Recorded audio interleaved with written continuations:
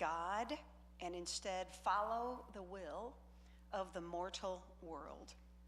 And so while this is God's Friday or Good Friday, we actually are beginning this evening with the Passover meal, which was just the day before, that had just taken place in what is we now and remember as Bethany, in the upper room of a family, a disciple of Jesus's house in Bethany, which was a mere 2-mile walk, which was the maximum that was allowable in the days of Passover. You could not walk, there were restrictions, and so he went only to Bethany.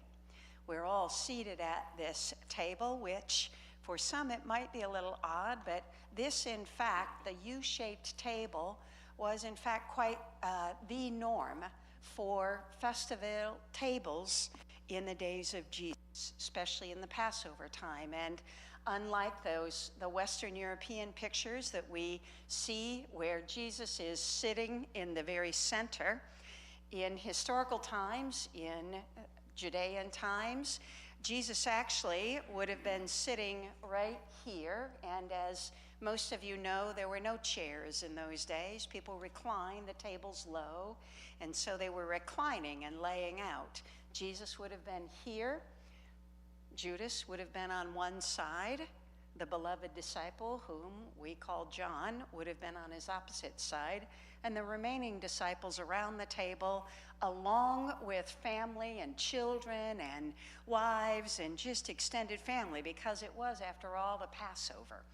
And so that's the sound, you can imagine it, smell the food as they told the story of the Passover.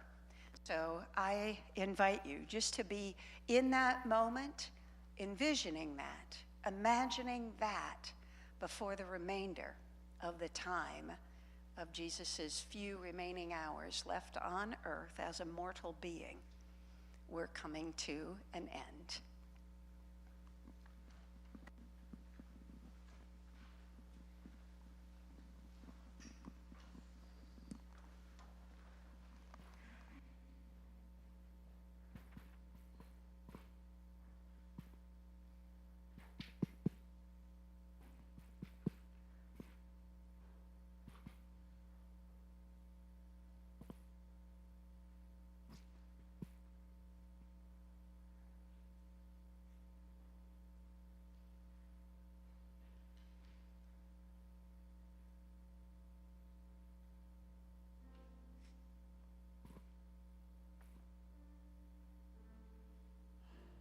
It is Thursday, and Jesus meets with his disciples for what will be their last supper together. It is a solemn occasion. There are many questions among the disciples, and Jesus announces that he will be betrayed by one of them. There are moments of anger and denial, yet there are also moments of tender teaching and reassurance.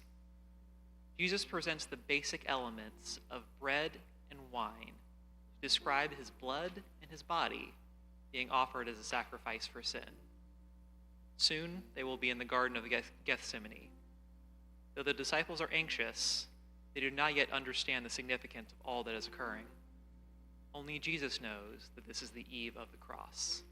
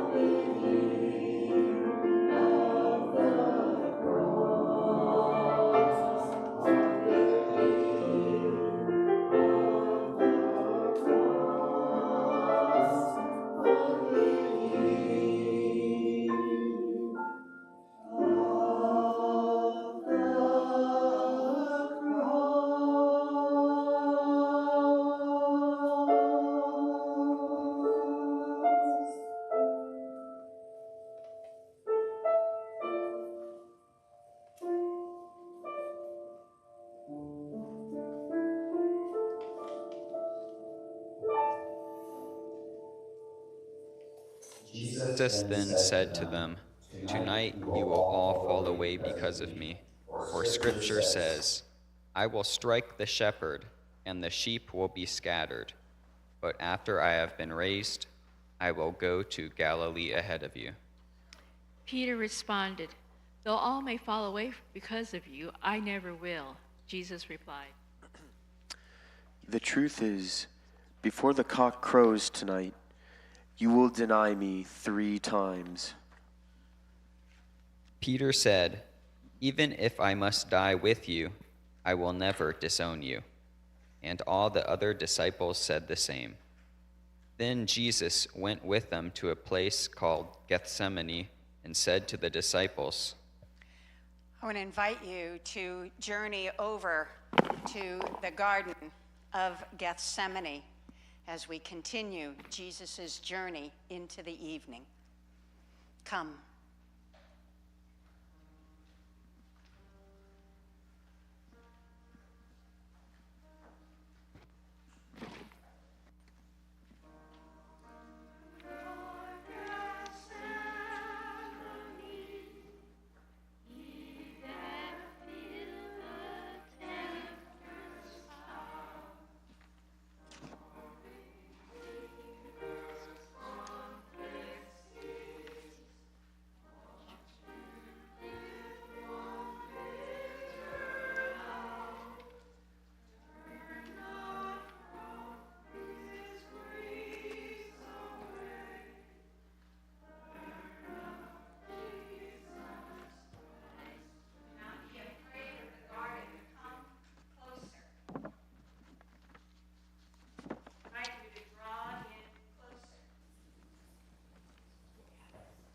"Stay here while I go over there and pray." Jesus took along Peter, James, and John and started to feel grief and anguish.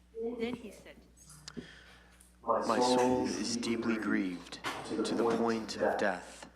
Please stay here and stay awake with me. Jesus went on a little further and fell prostrate in prayer. Abba, if it is possible, let this cup pass me by, but not what I want, what you want. When Jesus returned to the disciples, he found them asleep. He said to Peter, "Couldn't you stay awake with me for even an hour? Be on guard and pray that you may not undergo trial. The spirit is willing, but the body is weak." Withdrawing a second time, Jesus prayed, "Abba, if this cup cannot pass me by without my drinking it, your will be done." Once more, Jesus returned and found the disciples asleep. They could not keep their eyes open. Jesus left them again, withdrew somewhat, and prayed for a 3rd time, saying the same words as before. Finally, Jesus returned to the disciples and said to them, "Are you still sleeping? Are you still sleeping? Still taking your rest? The hour is upon us. The chosen one is being betrayed into the hands of sinners. Get up, let us be on our way. Look, my betrayer is here." While Jesus was still speaking, Judas, one of the 12, arrived, accompanied by a great crowd with swords and clubs. They had been sent by the chief priests and elders of the people. Judas had arranged to give them a signal. "Whomever I embrace is the one," he had said. "Take hold of him." He immediately went over to Jesus and said, "Shalom, Rabbi," and embraced him. Jesus said to Judas, "Friend, just do what you're here to do." At that moment, the crowd surrounded them, laid hands on Jesus, and arrested him. Suddenly, one of those who accompanied Jesus drew a sword and slashed at the high priest's attendant, cutting off an ear. Jesus said, "Put your sword back where it belongs. Those who live by the sword die by the sword. Don't you think I can call on my Abba God to provide over 12 legions of angels at a moment's notice? But then how would the scriptures be fulfilled, which say it must happen this way? Am I a robber that you have come armed with swords and clubs to arrest me? Every day I sat teaching in the temple precincts, yet you never arrested me." All this happened in fulfillment of the writings of the prophets. Then all the disciples deserted Jesus and fled. I invite you now to take leave of the garden and go over to the high priest's Caiaphas' house. You can draw in close. Those who had seized Jesus led him off to Caiaphas, the high priest, where the religious scholars and elders had convened. Peter followed at a distance as far as the high priest's residence. Going inside, Peter sat down with the guards to await the outcome.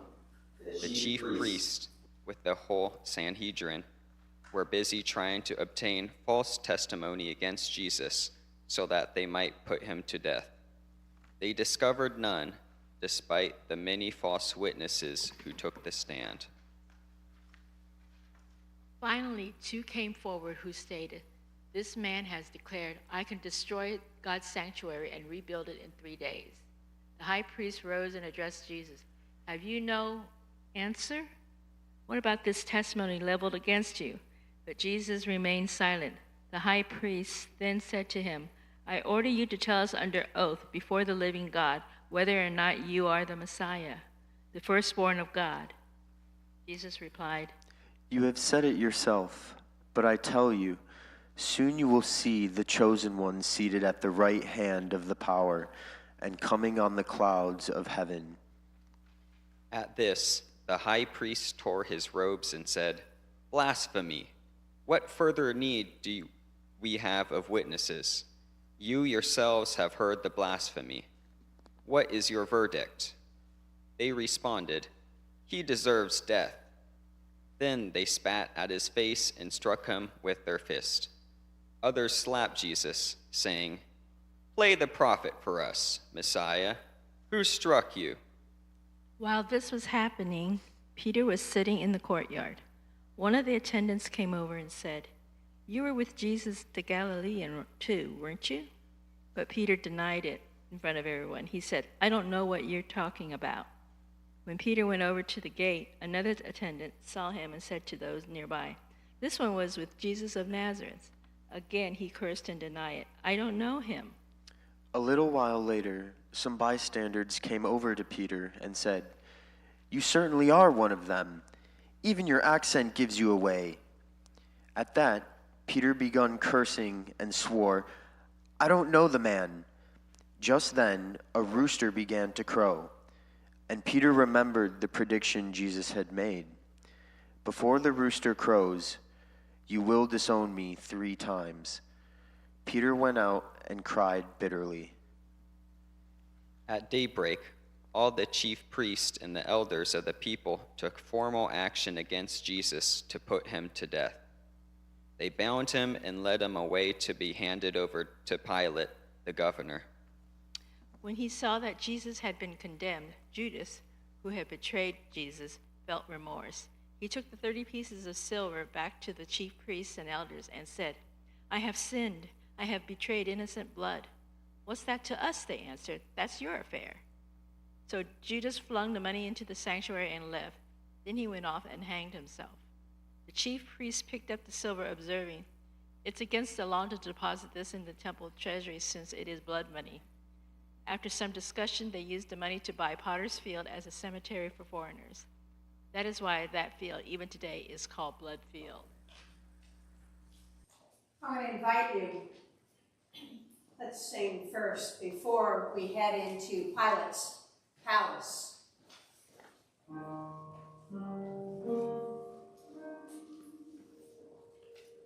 See you at the judgment hall, meet and boundary round the ring.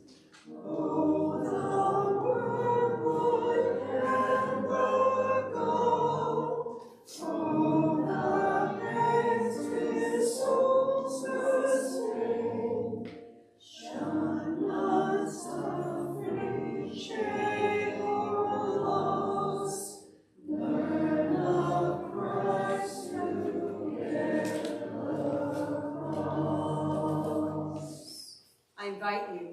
to come into Pilate's palace. Stand close.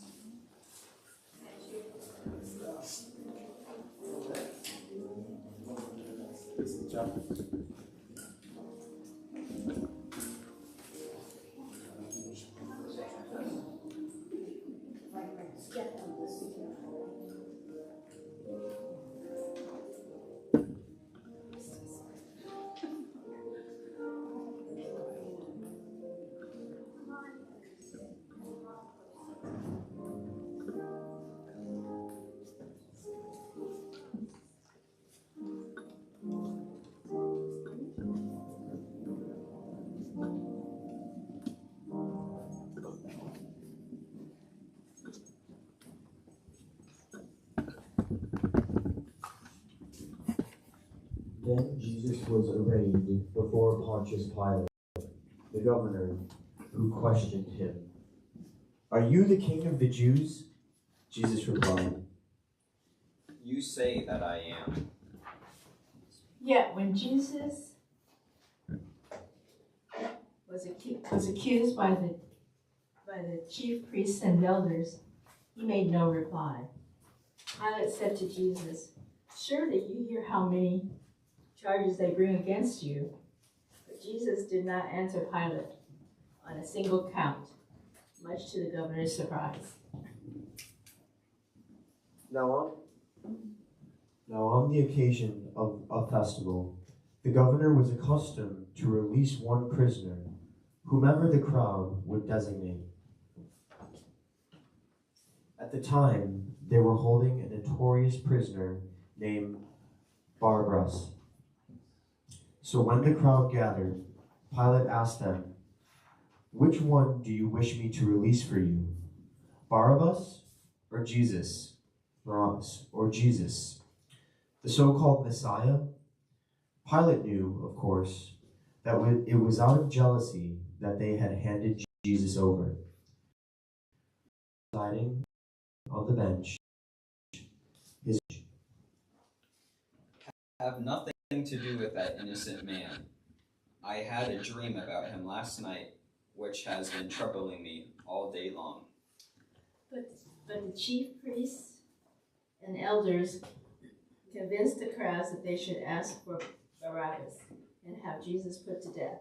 So when the governor asked them, "Which one do you wish me to release for you?" they all cried, Barabbas! Barabbas! Pilate said to them, "Then what am I to do with Jesus, the so-called Messiah?"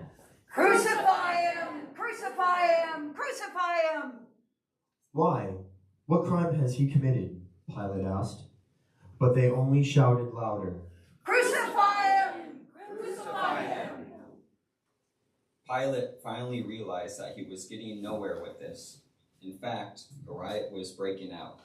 Pilate called for water and washed his hands in front of the crowd, declaring as he did so, "I am innocent of this man's blood. The responsibility is yours." The temple leaders said in reply, "Let his blood be on us and on our children." At that, Pilate released Barabbas to them. Pilate had Jesus whipped with a cat o' nine tails, then handed him over to be crucified. The governor's soldiers took Jesus inside the praetorium and assembled the whole cohort around him. They stripped off his clothes and wrapped him in a scarlet military cloak. Weaving a crown out of thorns, they pressed it on his head and struck a reed in his right hand. And stuck a reed into his right hand. Then they began to mock Jesus by dropping to their knees, saying, "All hail, King of the Jews." They also spat at him. Afterward, they took hold of the reed and struck Jesus on the head. I would invite you now to come to the cross. Come, draw close.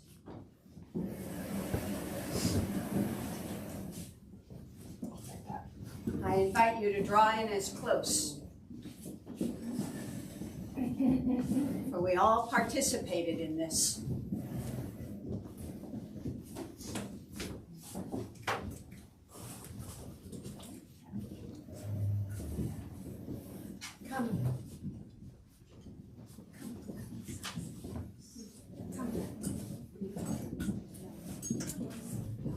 Don't be afraid of the cross. Draw closer. Let's go fire.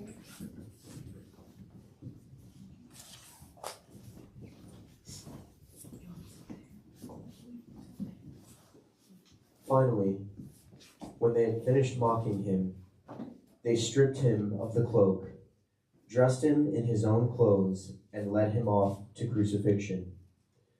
On their way out, they met a Cyrenian named Simon, whom they pressed into service to carry the cross. Upon arriving at a site called Golgotha, which means skull place, they gave Jesus a drink of wine mixed with a narcotic herb, which Jesus tasted but refused to drink. Once they had nailed Jesus to the cross, they divided his clothes among them by rolling dice. Then they sat down and kept watch over him. Above his head, they put the charge against him in writing, "This is Jesus, King of the Jews." 2 robbers were crucified along with Jesus, one at his right and one at his left. People going by insulted Jesus, shaking their heads and saying, "So you are the one who is going to destroy the temple and build it in 3 days? Save yourself, why don't you? Come down off that cross if you are God's own." The religious authorities also joined in the jeering.